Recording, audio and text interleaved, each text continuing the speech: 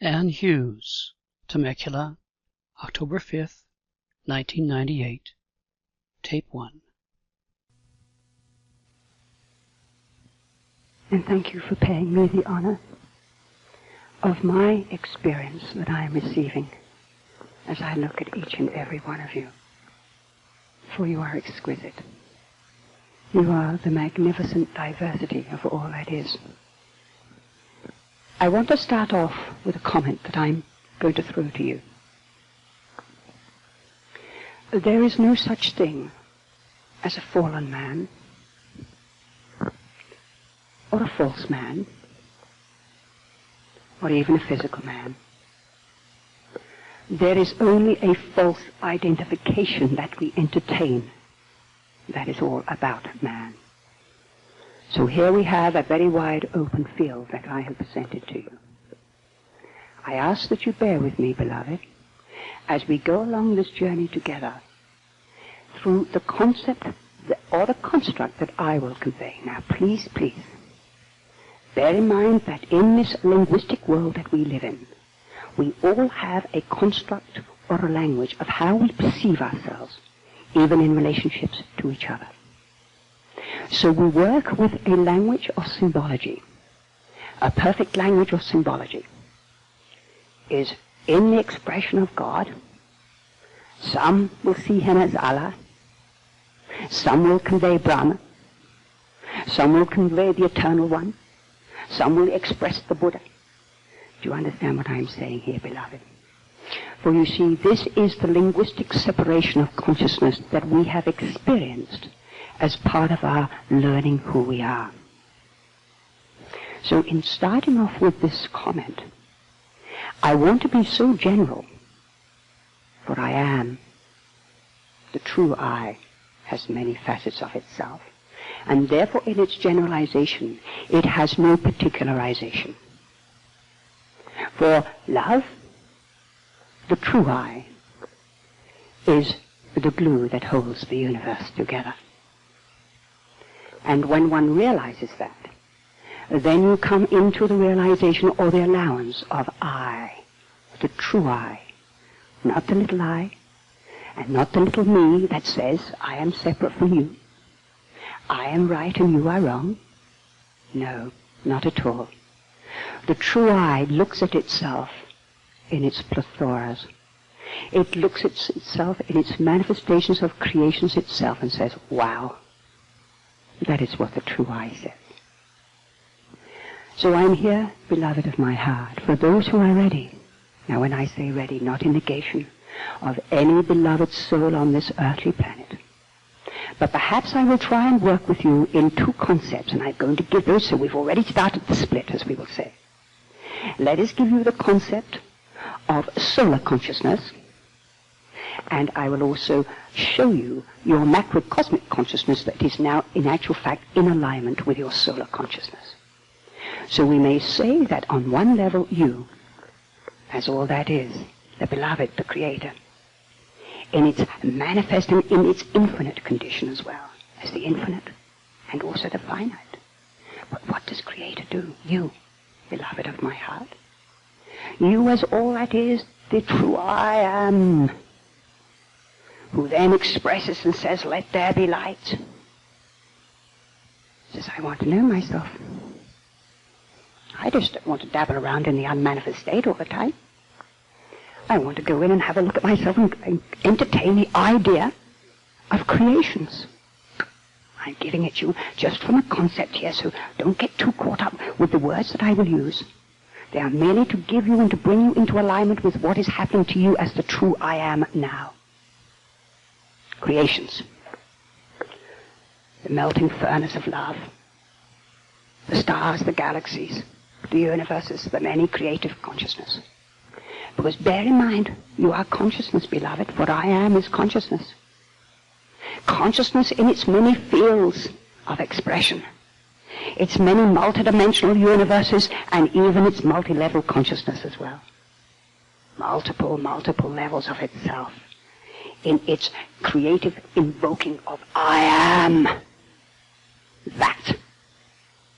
And in its expression of I am that, it says, that I am. So here we have the reflective mirror. There is you as creator looking at the mirror in front of you, and you say, ah, I am. And then you look again and see another part of yourself. I am that I am. And that is the manifest state of you, creator, on another level. So as part of the creations, you step down, as we may say, in consciousness. You step down. And you became enamored with your consciousness. You became enamored with the manifestation of your very being in its physical consciousness. Creator spirit said, let's step down as soul. Now I'm giving it to you in a very abbreviated form because most of you are very advanced already in your realization through your constructs and perceptions, which have led you to where you are now, which is at the door of I am that itself. So as soul you step down. And then you said, we'll go one step further. We have created the creations through the melting furnace of all that is, through the great skies of the stars, the planets, of this. But what's the use of looking at these group consciousness beings? It's still group consciousness in some respect. So I want to know myself as self-consciousness. And thus you step down. Very hesitantly at first. Ethereally. In and out, in and out. Looked at your birds, looked at your plants, expressed yourself through some of those energies. Intermingled. In that fact, you're coupled with the eagle to fly. When I say coupling, I mean from a higher consciousness level, not from what we call the lower levels of consciousness. And then you said, now it's interesting. Isn't it marvelous? We're enjoying this. This is what this is about. And I want to now diversify even more and bring myself in as my reflective image in self-consciousness itself. It took off. And you arrived as very young souls in this experience. And Creator also has many levels of consciousness. And this was a very young consciousness through which you were experiencing. And in that experiential process, you created your manifest condition, which many now, and I always say it with great fun, know as I am not. Why? Because you forgot who you were, that is all. You went into the void. You stepped down into physical creations. You stepped down as soul, decreased your vibration, as we will say, from the refractions of light, went further away from your light consciousness fields, we can put it that expression as well, and stepped down into what we call the void of unknowing. And in fact, even also the void of forgetting. As I always use the expression, you basically went away from your higher levels, from your greater all that is, and Mum, Dad. And Mum, Dad said to you, don't forget, son, daughter, we're here, we're here. And we said, yes, yes, we'll remember. Don't forget, as Mum and Dad always tells us in our journeys even here. Don't forget, Mum and Dad, don't forget to ring back the family, don't forget to ring home. And I can say many of you are ringing home very fast at the moment. But in your, what we call your higher, or what we call spirit Mum, Dad levels. Your journey has been an interesting journey, beloved of my heart. And it has been a journey of unknowing. Now, in the solar level, this was what you would agree to do. You would agree to walk as what we call a species called man on this planet. You would present the Adamic principle. This is Creator eventually knowing itself in co-creative levels, not just co-creating through collective and group consciousness, but through self-consciousness. And you agreed on one level that you would descend and present through the highest form of the physical manifestation of Creator on the earthly planet. And we're just going to give Earth as an example. The highest form of the animal kingdom would be the biped, as we call it. Now, again, I am not referring to Darwinian concepts here. I'm talking about spirit evolutions, which took and what we call extracted from those levels and integrated a consciousness with a high form of species known as the animal species. but it would be the sentient self-conscious species, which is known as the Adamic principle. And that is what many of you have in your mythologies, the fall of Adam and Eve and all this incredible dramas that we wrote in our mythologies as well. And all is well. Now, for this to take place, bear this in mind, dear hearts, it required an historical perspective. For us to journey here, we had to forget that we were spirit. Why? Spirit, and I'm going to give you very simple physics, on more expanded consciousness levels is electric. Now, we are in creations, and when I use the word creations, I'm talking about planetary consciousness, electromagnetic fields of consciousness, which is a totally different and what we call step-down vibration. So, of course, we had to come in and step our energies down and be held in this electromagnetic field. So we had to step down our vibrations to such an extent, because if we had had the instant thought in the experience that we were going to entertain as man and learn about who we are in what we call this manifestation of man, in our primitive consciousness at the time, we would have exploded the world. It could not have accommodated it. So we are in what we call time fields. These are electromagnetic zones, as we call them. Even our scientists are very aware of that. And they hold us as sparks of the divine in-soul, hold us. And that's what we call our polarity fields. And many are now beginning to understand, even in solar consciousness, the scientists and the spiritual scientists, as we will say, because science and spirituality are one and the same. One is just looking through the microscope, and the other is looking through the methodology or the technique of some sort of spiritual concept, whether it's meditation or something like that, or the search for the beloved that way. We are going to say very clearly that the reason we are giving you two concepts is to try and marry these two for you to understand. In stepping down, we went into time frames, and that is based on past, present, and future, so that there would be a time lag between our thoughts and our experiences to when it would come around. Otherwise, it could not take place. Because past, present, and future is presented through time frame, as we will say. Now, the expression time is up. And what an expression this one is, because all of you are feeling it. This is the reason why I'm going to explain to you what Creator now from your higher levels are doing. Creator has turned round and said in so many words from your higher perspective, your more expanded levels of consciousness, as I use the expression, been there, done that, on the T-shirt. And the T-shirt, it has many, many labels, and it's based on I can't, I should, I think, I ought, I must. Understandably so. Because what did you do in stepping down as spirit on one level and experiencing in physicality and choosing to engender a body consciousness, a physical manifestation? We may say that you as spirit or as soul became so enamored with this lower vibratory rate. Now, when I say lower, it's not a negation. It is just a level of consciousness. So we're not talking about I do not work with the perspective right and wrong. It doesn't exist. That's our dualities yet again taking off. And that's what splits us off from our all that is, I am that. Because we simply say, I am not, and there's our duality immediately. But in stepping down, we over-identified. Again, look at it. Let's give it a very simple situation. Here we are. We have watched the animals mating. We've created all of this.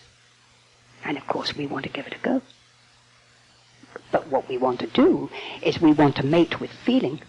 We don't want to mate in a nature cyclical consciousness, which is what creation, or what we call the physical planes of matter, are all about. Is physical creations is based on solar consciousness, which is cyclical. Look at the moon that affects the planet, 2/3 of water on this planet. Look at the emotions that go off when the moon is at her full moon. The sun that also gives us the photosynthesis for this biological species and creation. This is the nature creation. Please understand that. This is Mother Nature in her creation. She is the biosphere for this experience for Creator. And so, of course, we knew we were going to come in and descend into a consciousness which is called nature man, as we will put it, the manifestation of nature, but in self-consciousness. And that we would be tied in to a certain extent with a physical, earthly resonance field called Gaia, Terra, or Mother Earth. She is a biophysical being. She is an entity in her own right, and she is, again, a reflective image of us in all our kingdoms. We're created, don't forget, on another level, even though we have done our best to say we're not. But we have been creating all the time, even our separation. So it's been amazing what we've done. Now, at the same time, we want to know what it is like to feel. What is the point of making love unless we can feel what we're experiencing? So that was why we externalized ourselves so powerfully, where we created what we call a consciousness called the egoic level. And that was the separated counterfeit part of ourselves in our feeling nature. As we started to express ourselves through feeling and create between us and bring even another physical vehicle every time we made love. For again, nature can create a vehicle without any problems through its animal kingdom. But what happened is we became very, very emotional. Emotion. E equals mc squared, as I will keep saying to everybody. Energy in motion is what we were. We became very energetic. But in exteriorizing ourselves and seeing ourselves just as bodies, and becoming very involved with what we call our carnal levels. Now, what do I mean by our carnal levels? Our carnal levels are simply our nature levels. And very added to that is our sexual levels, which is an extremely carnal level, because that is the creative level of our lower self. Our creative level of our higher self is what we call our heart chakra, to a higher level. And that is the creative principle that takes off in a higher level of consciousness. So we used our heart levels to keep falling in love. Yes, we fell in love. But this was to be part of our experience as creator. Creator said, I want to know myself on every level. I want to know what it's like. So this, let's stop flagellating ourselves in this sort of thing, spiritually even. Because this was again for creator, for you to feel yourself. You did not want to just be there. You wanted to be self-conscious of what was happening to you, so you kept externalizing yourself. And the result was that we became very, very identified, and probably we may say over-identified with body consciousness, our physical, temporal, corporal bodies. We even in our experiences over the hundreds and thousands of millennia wrote the cycle of death. It was incredible. Why? Because when we started to fear about our bodies, we created a consciousness based on our bodies which we couldn't hang on to. Because the cyclical consciousness is such. Listen to this. We're cyclical in nature. Look what happens to the autumn, spring, summer, autumn, winter. Look at the trees. They drop their leaves. They go through a death, but they bud again and rebirth. Do you see what I'm saying here? This is the cyclical nature of nature itself, and we're part of that. But it was never intended that we would buy into the consciousness of death itself. Our fear became so great about losing our bodies, we actually created it. The fear was so strong. How? It was our minds that always dictate to our body manifestation. It is our minds that dictated dis-ease because we were not comfortable with who we were. So we created and we started to what we call erode, self-destruct on another level, and that was the fear of death, even in a physical manifestation. We got to a stage, beloveds, where we even eventually had to create sleep. We had no choice from higher levels. Meanwhile, our facet, which is us in the physical, is so enamored with the five senses, taste, smell, all of that, desire, everything, that it is very difficult to get our attention. Why? Because our minds are prattling on. Our minds of I can't, I should, I think, I ought, I must, I need you to feel love about myself. If you don't love me, then you don't care about me. The emotions were so strong, it was so phenomenal in our Adam and Eve principle, even then, that we brought into play from our higher levels a rescue. The rescue was sleep, so that the souls could get the instructions they needed to accommodate this experience of being in the physical. Because by then, beloved of my heart, we had identified ourselves so fantastically with our body vehicles, we did not know we were anything else. We were nothing less than what we call animal behavior in our behavior. It does not matter how we perceive it now. I'm not negating the wonderful animal kingdom. I'm certain many of you are beyond all those emotions by now. You have simply woken up to your realities and your integratedness in your creations through the animal kingdoms as a step phase for Creator to see itself in self-consciousness through the sentient Adamic principle. Sleep was the only way that we may use the expression I am, or that is, could pull you guys out so that the souls, or rather so the souls could get whatever instruction they needed to wake up in the physical. Because the minds were constantly in charge.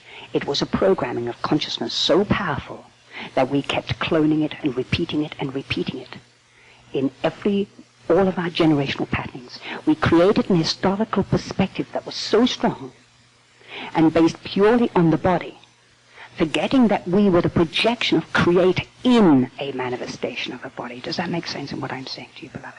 Forgetting that we were Creator, projecting this for the experience to eventually bring that to a consciousness level in a physical manifestation as well. Now, let us marry up these two at the moment. On this planet, there is a massive awakening. And the awakening is brought about because of a cyclical consciousness taking off, or what we call the end of a cyclical consciousness. This is known as Mother, or Mother Earth, choosing to finish an experience in her own consciousness, and her experience has been through her kingdoms, and that includes us, in choosing that she is now ready to move to another level of consciousness. Bear in mind we're the reflective image in our nature levels in consciousness with Mother Earth herself. So she always mirrors back to us what we are dumping on her. Do you understand what I'm saying? And we've had quite a lot of fun dumping on her very powerfully. You see, when people talk to me about pollution, I say, my beloved of my heart, the greatest pollution is your thoughts. Because it is your consciousness that creates your world. So when you realize that there is nothing to rescue other than get your own act together, you will be fine. Because when even my dear brothers, and understandably so, as they're waking up, their hearts are opening up, but they're still caught up in symbological language about us and them. The environmentalists and the rednecks and all of this sort of jazz going on. So there's always the activists on either side, if we call it split in dualities. And really all it is that this earth will be fine when you realize your love. When you don't place a condition on yourself, never mind anybody else. Because immediately you place a condition on yourself, you've separated yourself from who you really are. This is what this is all about. Unconditional love, bear in mind, is the glue that holds the world or the universe together. Love is all there is. It is consciousness itself. Now, Mother Earth is doing, and this is so beautiful because you have already written it in her programming. You as Creator. She goes through cycles, don't forget. She is in this process at this moment, and you've written the script to remind yourselves, you've written all your mythology, you've done it on a regular basis as a collective species. You've written a mythology or a script which says the end of the world. It's not the end of the world. It's the end of a consciousness. That is all that's happening. Now, of course, as people start to awaken, as the higher levels or the downloading of the grace of all that is you, your higher levels, I am that, starts to then assist the Mother Earth herself, which she is an entity in her own right, wanting and choosing now to clear her decks, as we will call it, to clear her fields of the imbalance that she has been experiencing through what we call the consciousness of separation and hate and fear and war and all of what we call the negative stuff that has gone on. You are waking up, and you have been waking up. Because you've been aware that there is something's afoot here, and you're quickening. Why? Because Mother's quickening. You are reflecting in your body consciousness, listen to this, in your body consciousness, something is afoot. You're feeling it. And in all fairness, before you incarnated as souls this time, you were fully aware of what was going to take place in consciousness here as a physical entity called Earth, as a physical planet, that she was going to shift her vibration. And this is what this is about. She's lifting it, and you're part of it. You came and you agreed that you would assist, because you're the ones who put her in a lower vibration in the first place. Now, not in negation. Bear in mind, she has her kingdoms, and this is what we call collective vibrations or group consciousness grids. But she also is a manger for the Christ consciousness. How do I explain the Christ consciousness? This planet is a creation. There are many more. But what is so significant about this planet is that this is a planet of free will. So any soul that descends as a spark of the divine to experience itself in a consciousness or on a consciousness known as Earth or Gaia or Terra has the free will to do whatever it thinks it wants to do. It was known right from the beginning, and this planetary being agreed to that experience. She agreed that she would be open-ended for us to choose our experiences. All that happened was, this was meant to be a playground. And we got a little serious. The cowboys and Indians didn't join hands together very often. It does not matter.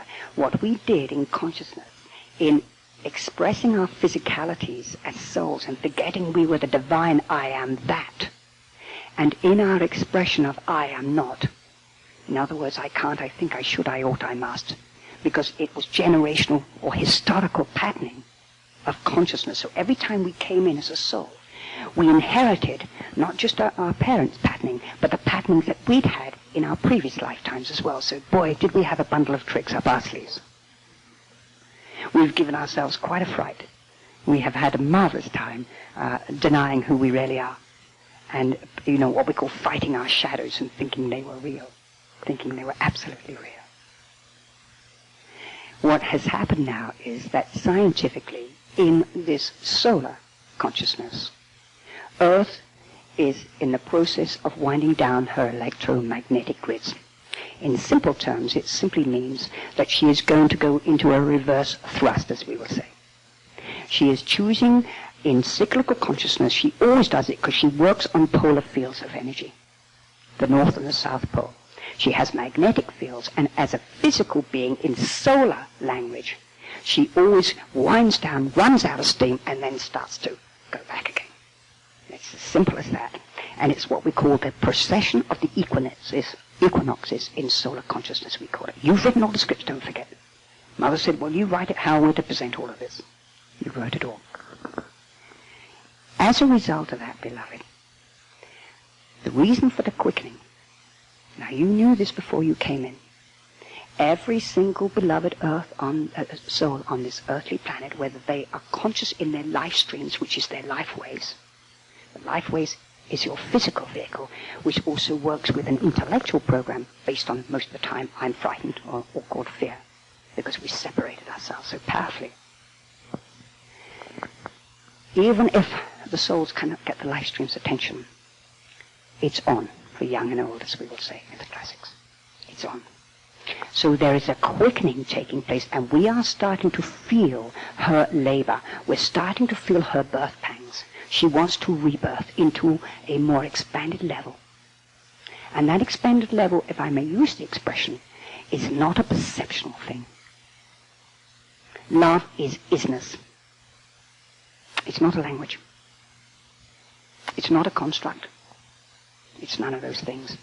It's one-dimensional. Isness. We've just created three-dimensional consciousness about it. Now, that's an interesting one, isn't it? From 1 to 3. Out of the 1 came the 2, and thus the 3. You are in a birth, beloved of my heart. On the physical level, now, Earth, I am going to tell you right now, is not going to be destroyed, contrary to the fear tactics that have been spread around. And the only reason is because people are in fear, and that must be understood. It's called emotion. And most of humanity is still sound asleep. We've written numerous scripts over many millennia. We've written the Atlanteans, we've written the Greek scripts, we've written the... God, we've had fun. But love is not a script. Love is isness, beingness, beingness. And you are ready now to take a quantum leap of consciousness. You are ready, and many of you, to wake up to who you are. Now, people keep coming to me and saying to me, but what am I meant to do? What am I? And saying, dear heart, there's no such thing even as spirituality. This is, again, a tough one for a lot of people, because a lot of people think they've done very well leaving their religions. Now, not to negate what we call the incredible scripts you've written called religions as part of your experience of trying to remember who you are. You've had many helps from many impetus consciousness beings coming in to try and assist this little planetary from moving into a very primitive species into a more advanced consciousness in the physical. And so there have been many ways. With beloved Moses, there was, again, a connection with his dear brother where he was sufficiently open to receive some instruction, but he was the filter for those instructions, and so he wrote the stick and the carrot. He wrote a very, what we call, vengeful for Jehovah. Because at the time it was to try and get humanity to realize their oneness, and those little brothers at the time were worshipping idols all over the place. And there's only one beingness. Whether we call it God, the eternal, it doesn't matter what we call it. So the stick and the carrot presented through Moses, unless you be good children, vengeful Jehovah. Very, so much so, the fear was so massive on this planet in consciousness about God, that again, we even sacrificed and did all sorts of things to try and pay homage to this outside deity, which yet again, because we are so external in our thinking, we externalized and said was outside of ourselves. And then a little brother popped into our midst. JC, as I call him. Also, he loves to be called Fred. To break the illusion, as he says. To break the mythology about him. An expanded soul walked in. Obviously, perhaps a little more expanded than most. End of side 1. You that there is only one way to be now. N-O-W. You cannot pull in a linear construct anymore. It won't work for you. You have pushed through, you have beautifully let go of your baggage. Whether we call it emotional baggage, whatever we call it. Mental baggage, emotional baggage, wounded child. You've got so many names for it, it's unbelievable. You've always been brilliant at labels. All you can do now is stay in the now. Now, staying in the now is by calling in the beloved. JC, he said that was the only way he could stay in the now. That was the only way he could do it, Alan. He didn't try to do it through his linear. He had gone down the roads. He said, I went down the mystical path. He said, I'd done all of that as well. The Persian, the Egyptian, the Kabbalistic, he went down the many paths looking. The Druids, a lot. He then knew, and that was in that incarnation. He'd done it in previous, so had you, and all of us have gone down the mystical texts and looked for the beloved outside, the divinity of ourselves. What is God? And I say God is experiential, it's not intellectual. God is gentle, not mental. It's that simple. We can only try because our minds constantly want to see it externally, want proof and validation of ourselves that way. Because now you are in between two levels of consciousness, you're in between. I've got a wonderful flyer around me all over the place. My beloved. In that realization, what we're saying to you very clearly is, don't try to intellectualize where you are, beloved. Don't try. Throw away the writings, dear heart, that you've been writing there. Let it go, sweetheart. It won't mean a thing to you. Feel it. I'm here to help you feel. Not to get caught up with the intellectual, sweetheart. This is not what it's about. We've been done that. We've written the thousands of... My God, how many more books do we have to write? And all the same book says L-O-V-E every single time. Some way or other. And we've written books called Supercalifragilisticexpialidocious. We've done it all. And we've given it the most incredible names of spirituality and all this sort of rubbish. But again, it's part of us. And it's our child wanting to look at ourselves that way. It is to call in your presence. I and my Father are one. Your Father, beloved, is your higher self. It is you. It is not some external deity. It's you. It's your God seed. You are the God seed. You are the beautiful, what we call acorn becoming the oak tree. This is what is happening. You are the chrysalis becoming the butterfly. You're awakening. That's what's happening. And if you want to look at the word mission, it's to be in the now more than anything else. And when you find you call in your spirit presence, your God presence, it's you. It appears that you're calling someone in up there or linearly, we'll only give it in linear concepts. But it's you. What you're doing, beloved, when he said, I and my Father are one, he evoked who he was. He didn't pray. Listen to the difference. He didn't pray as we know the word prayer now, not to negate our concepts of how we have tried to work out our God-creator level. He evoked, I am. The wonderful word Om. That's the vibration or the nearest that we can know in Eastern terms, in what we call Vedantic terms, the nearest of the vibration to God, the eternal, the hum itself. I am is exactly the same. But I am is active. Om is the passive. But when you evoke I am that, it takes off. It is phenomenal. What happens is those higher levels look and say, my facet has awoken. My little soul here, incarnate in this physical manifestation, has awoken. Now let's give it to them. And that is the downloading of the grace of all that is. The evocation is to call in and say, I'm awake. Now, it's not just being conscious spiritually. And this is what I'm here to say to you. Spiritual consciousness has nothing to do with books, nothing to do with techniques, nothing to do with methodologies. Yes, they play a part until you're ready to take your self-empowerment. Until you're ready to acknowledge who you are as the beloved. But because of our limited consciousness, we've even hijacked ourselves about ego and saying, oh my God, that person thinks they're so wonderful because they're calling in the I am. I'm saying, no. This is again our emotional child and our mental child that plays tricks on us to stop us even knowing who we are. We've honed it to a fine art. It was our ego survival and it's played its part, but it's no longer, again, it's to reassure that child that wants to shut down on you very fast. Whether it's through some feeling of discomfort, or some awkwardness, or some judgment, or anything where it doesn't feel comfortable, then it's I am not. Remember that one, dear hearts. But you don't need to negate it.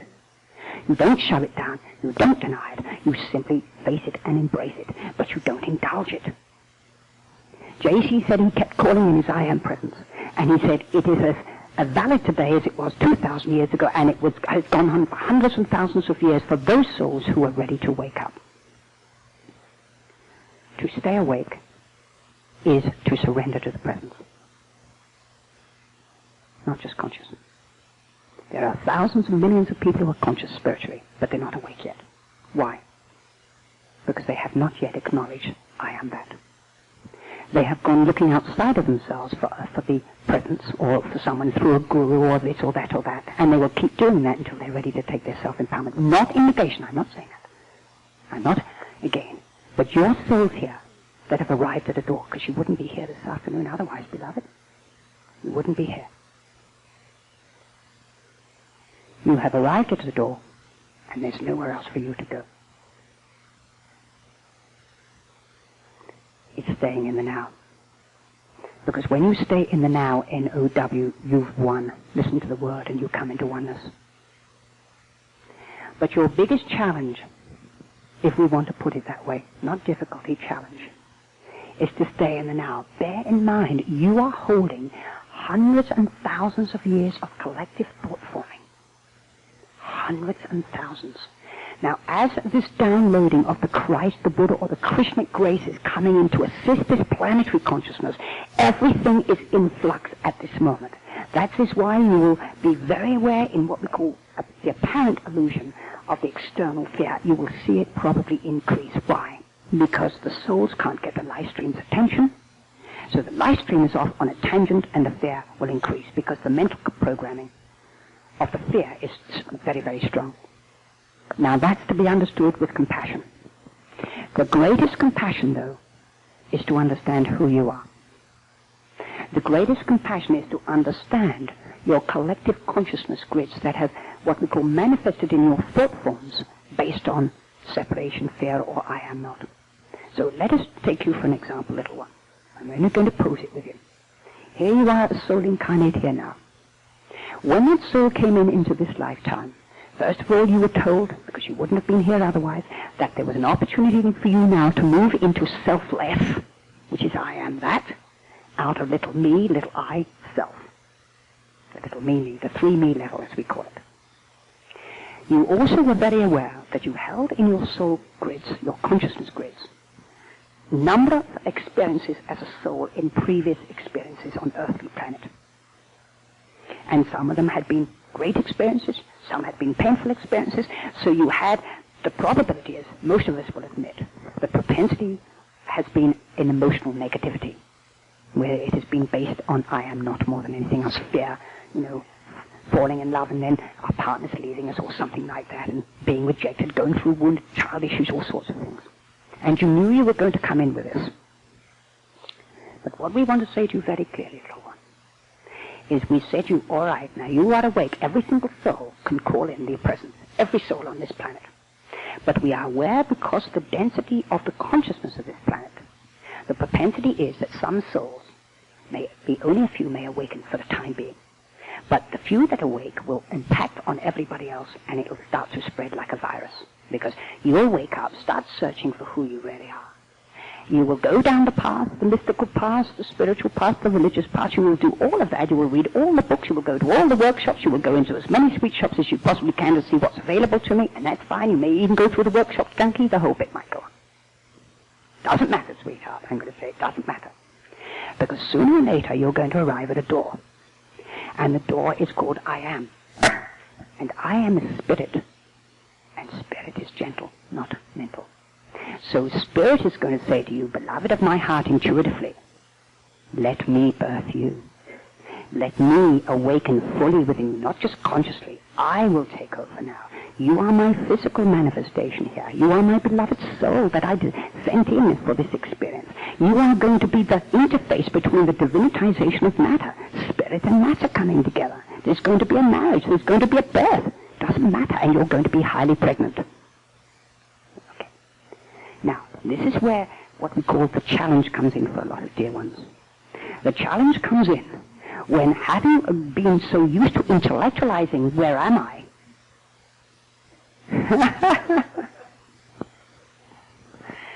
it is to stay in I am that.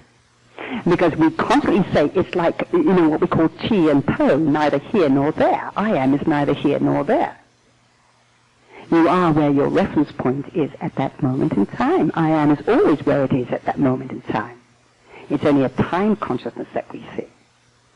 That requires then the only discipline that we will give to you, if we use that expression discipline, is to, again, don't look back. Don't look sideways. Don't even look forwards. Stay in the now. You've let go of your baggage of the past. Because until you let that go, you can't go forward anyway. I think even Forrest Gump said that one.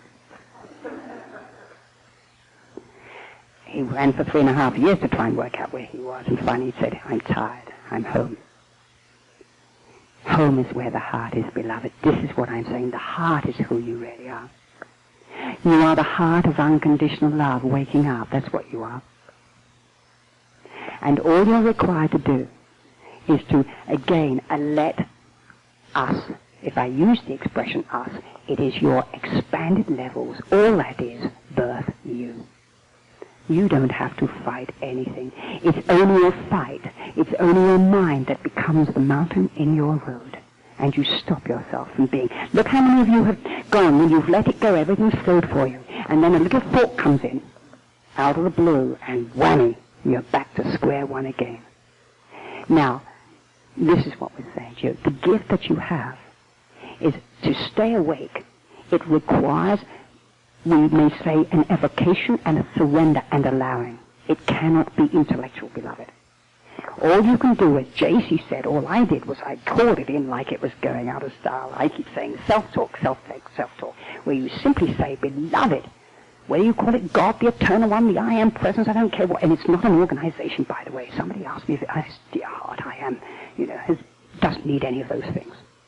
I am is who you really are. It's a consciousness of the eternal one. You are it. You are the beloved. It has only been your consciousness that's presented a false attitude about yourself that you haven't realized who you were. You are spirit awakening in matter fully and raising matter at this moment in time as part of Earth's process for her to be raised in consciousness. She is a planet that will birth eventually into a beautiful star. And your star seeds, listen to that. All of you. You came from every level to come in for this one. Millennia ago. Millennia. Calling your beloved presence to take command. Give it. Hand everything to it. Make it your self-talk. That's all you are required to do. Because your linear will not work for you. Now, I'm not saying you're going to be like zombies walking around. Mind you, we have suggested to a few of you that you lop your heads off. With love. With love. Again, the imbalance of Earth has been this honing of what we call either too emotional or too mental. And it's balancing yourself. That's why many of you have been balancing yourself, what we call experiencing a more balanced energy through your male and female consciousness. Many of you have let go of your baggage and marriage stuff and everything that was very painful to you at the time. And now you've realized, hang on a minute, even though we didn't realize it, we wrote the scripts. And again, when you say, I am not, you keep bringing those scripts to you. When you realize you're I am that, there's nothing to learn. There's nothing to learn. You just let everybody be who they want to be.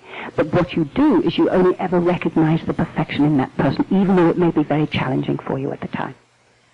And I know it is for some people. Especially if a supermarket person or somebody hasn't delivered the air conditioning unit or something like that. I know Ray in the last few days has been very challenged, but he stayed beautifully in his I am that every single time. It is to realize that you are the beloved here and you are looking at the beloved. And that is the discipline. Joshua said, I got challenged many times. And Betty got challenged. But he said, I knew I could not resile from who I was anymore. I knew I was love and I was looking at love even though those manifestations or those life streams didn't know who they were. That's why I used that expression. Father, forgive them, for they know not what they do. I said, what did you mean by that? I said, it sounded very arrogant to me. I told him very clearly. I said, the way it's been put, it sounds as if you were the be-all and the end-all and everybody else was not good enough. He said, no, not at all. He said, the expression that I used in that expression was, for God's sake, don't let me judge another dear one. He said, I realized that if I saw it in my brother, then it was in me.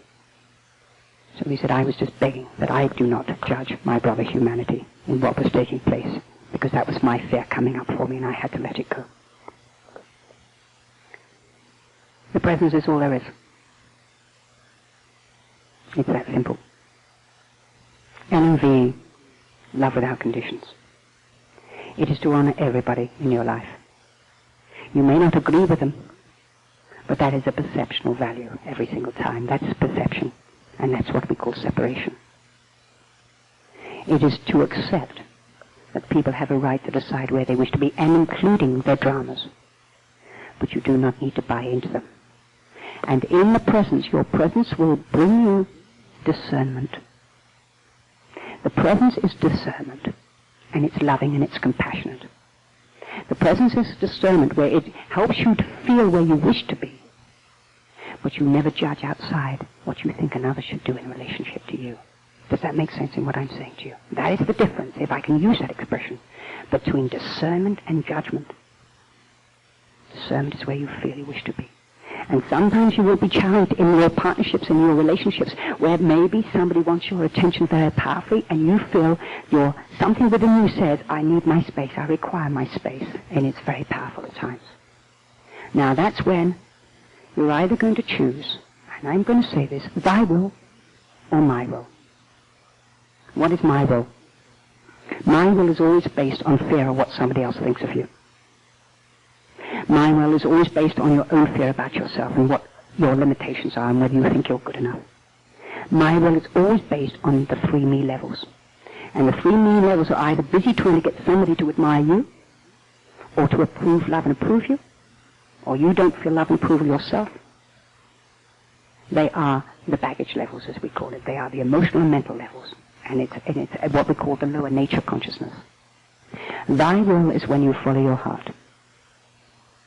When your heart says, no, beloved, have your own space, but not in denial of the person who is asking for you to share your space with them. Not at all. It is to come and to be honest, to thine own self be true. Why?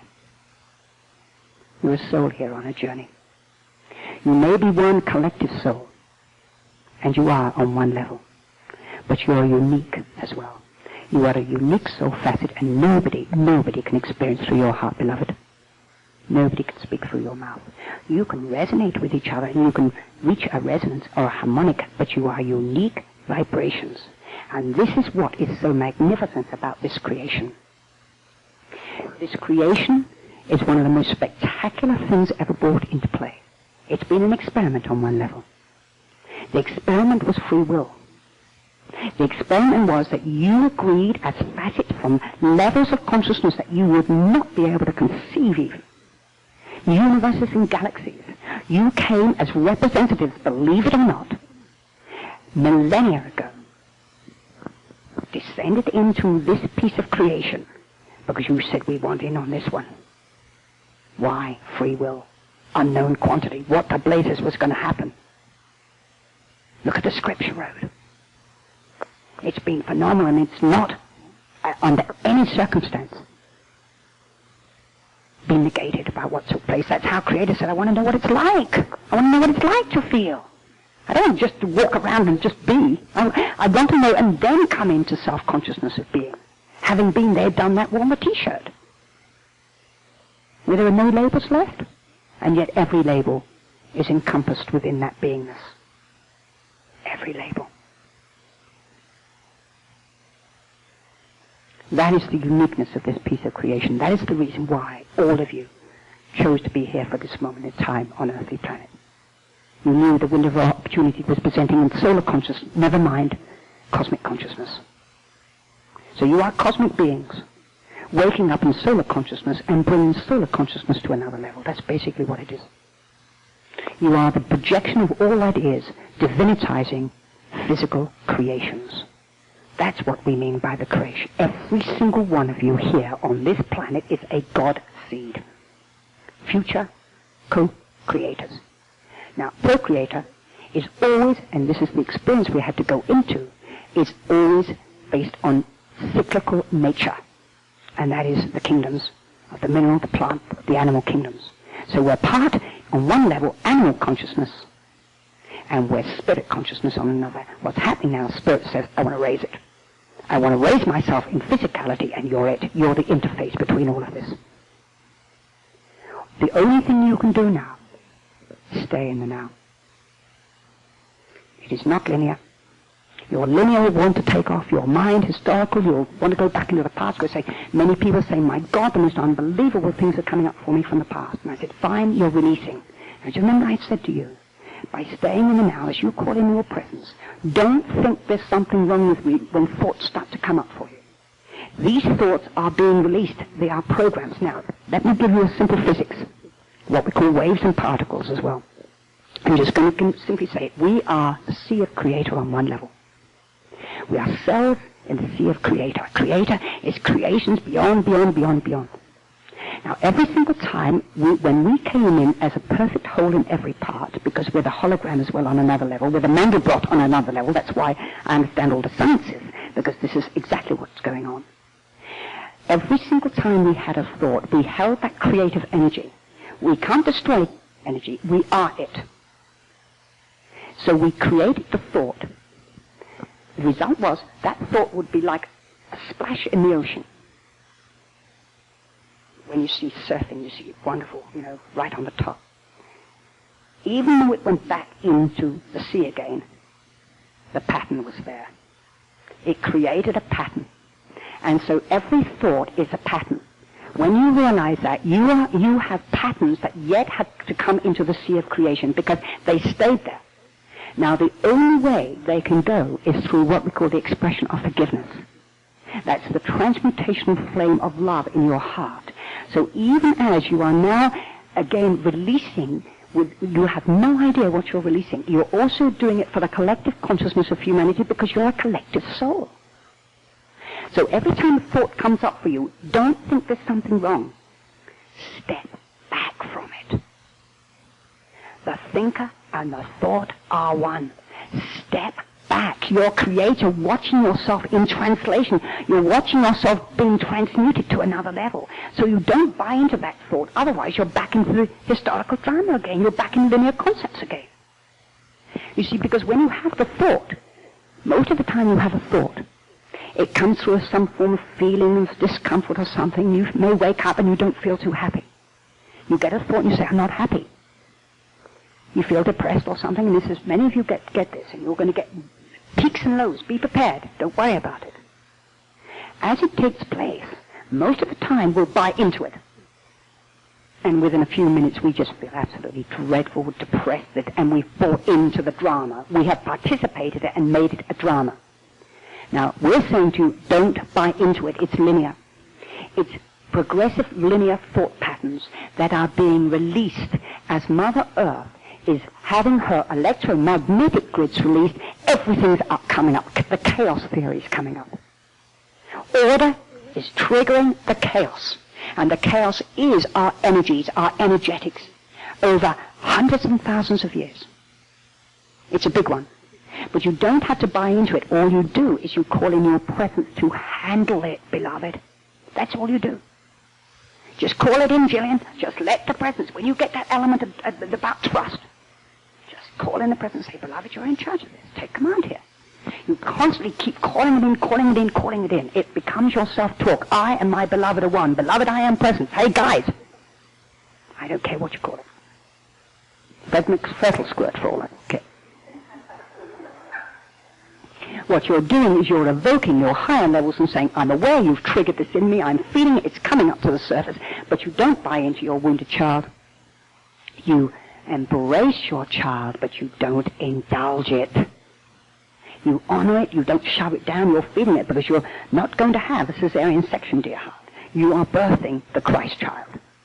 So that being the case, it's to acknowledge that this child is feeling lonely, is feeling depressed, it's feeling unsure of itself. You've been going absolutely beautiful. Your propensity will want to rush to find somebody who's resonating with you spiritually. You may even yet say, well, I think I better go to another workshop. No, let that go, dear heart. Not to say that some of you will not conduct some of the wonderful workshops to help other people move through. But you're moving into what we call the mastery. It's overcoming and mastering. Now, when I say use the word overcoming, don't look at it linearly. You are mastering these 3D levels. That's exactly what you're doing. And the mastering is not to buy into it. You know it's linear. You know it's intellectual. You know it's emotional and historical. It's based on the emotional body and the mental body and the etheric body and even the physical body. You don't buy into it. You stand back from it. You realize the thinker and the thought are one, and your creator, you step back from it and say, beloved of my heart, take command here. That's all you've got to do. And you stay totally in the now on it, and you'll find it dissipates very fast. I have to be very honest with you. Love is feeling. It's experiential. A lot of people say to me, well, I don't feel anything. I said, sweetheart, your mind wants to have an experience. Your mind has yet again hijacked you. And it says that if you can't see an aura, then there must be something wrong with you. And I said, fooey. Because I'm saying that's called glamour and illusion yet again. You don't have to be able to see anything. It's being it and feeling it. The feeling is, when it doesn't feel comfortable, it's called I am not. It's that simple. You don't have to decide, well, what's I am that? That's the best way to do it. You just pull in your I am that, and it's, as I said, you're between the world of unknowing and the world of forgetting. And love is selfless. Perhaps the best way that I can explain it to those people who consider themselves spiritual. Then serve. That's the best way. I always say, particularly when people are going through some stuff and the me is so powerful even spiritually that they go and disappear into meditation for 4 hours or something like that, that is complete pandering to the me. It no longer is necessary. The greatest meditation is to walk the talk. That's the greatest meditation. And that being, instead of saying, what about me? It's, what can I do for my brother? Now, sometimes that assists you, especially if you're in between something and you're not working or something and you're sitting in a room by yourself because something steered you there and you let go of your job. I'm not telling people they have to let go of where they are. It's being it wherever they are. Doesn't matter whether you're in bureaucracy or anything. You can do anything. It's being the love that you are. Love is who you really are. Love is all there is. It is the glue that holds you together, in actual fact, in every sense of the word. So it's to begin to serve selfless and say, okay, I'll take myself along to the nearest hospice or the nearest youth center or the nearest whatever. There are many places. Now, when I say that about serving, I'm not talking about pity. I am not talking about pity because that's your stuff, if it is. When you go to places, and I know, we've had a wonderful time at times, we have been steered to Mexico, and we've been steered to an orphanage. At no stage have we felt that they were disadvantaged. We've only experienced great joy in the joy that we received in their energy. We've gone to acknowledge who they are and for us to further realize who we are. This is what this is about. You serve with love, not in pity. Pity is negative. It is not at all fruitful. So if you want to serve, then serve with love. It doesn't matter whether helping some little brother hold her shopping because it's too heavy for her if she's an elderly lady, but not out of pity because she's elderly, but something within you says, may I help you? How may I serve? You are talking to God all the time, and the best way is to remind yourself that God is in all. That is the best way, or I am. The Spirit is all of us. So, beloved of my heart, let's throw away all the books. Let's throw away all the writings. And let's throw away all the workshops. When I say that, going to them. Now, please again. The reason I'm saying this to you is by now you must be aware that you've arrived at the door and how many times you're going to keep walking away from the door and going in for another one. Now, you may choose this. Not to say that you will not be the ones that as you surrender to the divine, you will not be used as an instrument. You don't have to study a thing to assist another. You let the presence speak through you. That's all Jeshua ever did. He said, it is the Father that speaks through me. At no stage did he say small I. He said, it's the beloved I am presence. I am the instrument here, and just as you are. So by allowing the beloved to use you the best way, it will use your gifts without you even thinking about it. Your gifts don't have to be verbal. Your greatest gift is the radiance itself. To allow yourself to be irradiated with love itself, and that's the presence. And that's when all you think of and all you know is the single I am, the focus. I and my beloved are one. Take command, take command, take command. Father, to thee I raise my whole being, a vessel emptied of self. Use me, that I will manifest that which you have sent me to do. That's what this is about. Again, all the roads, all the paths, everything is acknowledged. The Creator is saying, I am none of these and yet all of these things. Let me embrace you, beloved of my heart. Let me speak through your heart. Let me beat through your heart. The aching, yearning love is nothing to do with me. It never has been. Be in whatever you're doing. Whether you have a relationship with another, honor that relationship, and don't try to convince that person to be and think as you. It can't be done that way. Some of you are tested. But the greatest gift is to be selfless, whatever way you choose it. Keep calling it in. I am my beloved one. Take command of every particle of my being. That is what you have been looking for. That is what you are awakening to. You are awakening to the realization, I am unconditional love. In the beginning was the Word, and the Word was with God, and the Word is God. This is the Word made flesh that Joshua talked about. He said this is life. The last two lines of the prayer of Francis